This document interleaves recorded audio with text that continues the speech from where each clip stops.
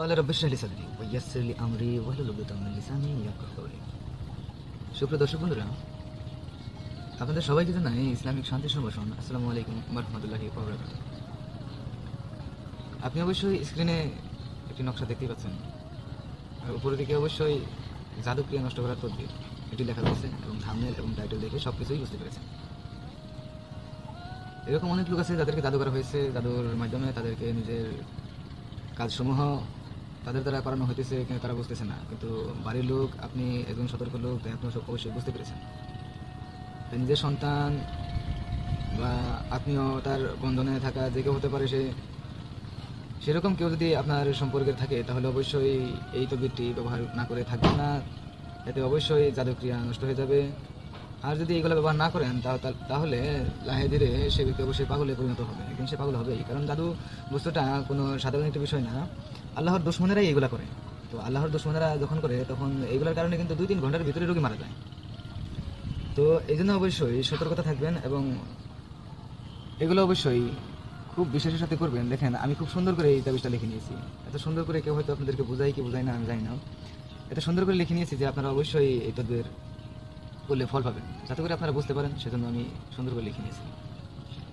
তো এই তদবিরটি করতে হলে আপনার যেটি করতে হবে সেটি হলো যে 7টি কুয়া থেকে পানি আনতে হবে। 7 কুয়ার পানি একত্রিত করতে হবে। যদি 7টি কুয়া আপনি না পান, তাহলে অবশ্যই আপনি 7টি নদী থেকে পানি আনবেন। অবশ্যই যেন একটি কলসি পূর্ণ হয়। আর 7টি নদী অবশ্যই সহজ বিষয় না যে 7টি নদী থেকে আপনি পানি আনেন। এজন্য নদীর ধারে গিয়ে 7টি কুয়া নিজে খুঁজে নেবেন, আর সেখান থেকে অবশ্যই পানি সংগ্রহ করবেন। আর তাহলে অবশ্যই এই কলসি পূর্ণ করে পানি বাড়িতে নিয়ে আসতে পারবেন। এবার ওই পানি সামান্য পরিমাণ গরম করতে হবে। এবার গরম করে অবশ্যই রোগীর মাথায় না ঢেলে সারা শরীরে সেই পানি ঢেলে দিতে হবে। এর পূর্বে অবশ্যই যে নকশাটা দেখতে পাচ্ছেন, এই নকশাটা জাফরান গোলাপ জল মিশ্রিত কালি দিয়ে লিখতে হবে। নকশা লিখতে হবে 2টি, আর ওই কলসের মধ্যে চুবিয়ে দিতে হবে। যে কলস আপনি পানি গরম করতেছেন যে পাত্রে, ওই পাত্রে আপনার এই নকশাটা লিখে চুবিয়ে দিতে হবে। আর ওই পানি দিয়ে তাকে গোসল বা তার শরীরটাকে ধুয়ে দিতে হবে। পরপর 3 দিন এইরকম আমল করতে হবে। 3 দিনেই অবশ্যই জাদুর ক্রিয়ার থেকে সে মুক্ত লাভ করবে, জাদুর প্রভাব থেকে সে মুক্তি লাভ করবে। কথা হলো যে এই যে নকশা একটি দেখতে পাচ্ছেন, এরপরে আরো একটি নকশা আছে যেটি অবশ্যই জাদুর ক্রিয়া নষ্ট করে, সেটি অবশ্যই তার শরীরে বেঁধে দিতে হবে। সেটি আমি আপনাদের সাথে হোয়াটসঅ্যাপে আলোচনা করব। হোয়াটসঅ্যাপ নাম্বারটা আমি আপনাদেরকে দিয়ে দিই। আমাদের হোয়াটসঅ্যাপ নাম্বার হলো 9365938282।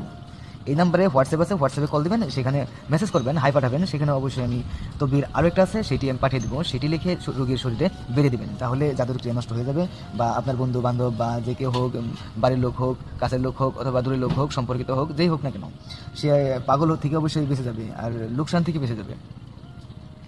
তো অবশ্যই সর্বশেষে আপনাদের শুভকামনা করলাম। বুঝতে অসুবিধা হলে অবশ্যই 2-3 বার দেখেন, ভিডিওটা অবশ্যই বুঝতে পারবেন। ধরনের কোনো কিছু বলিনি। অবশ্যই শান্তি সবার জানাই। আজকের মতো শেষ করি। আসসালামু আলাইকুম ওয়া রাহমাতুল্লাহি ওয়া বারাকাতুহু।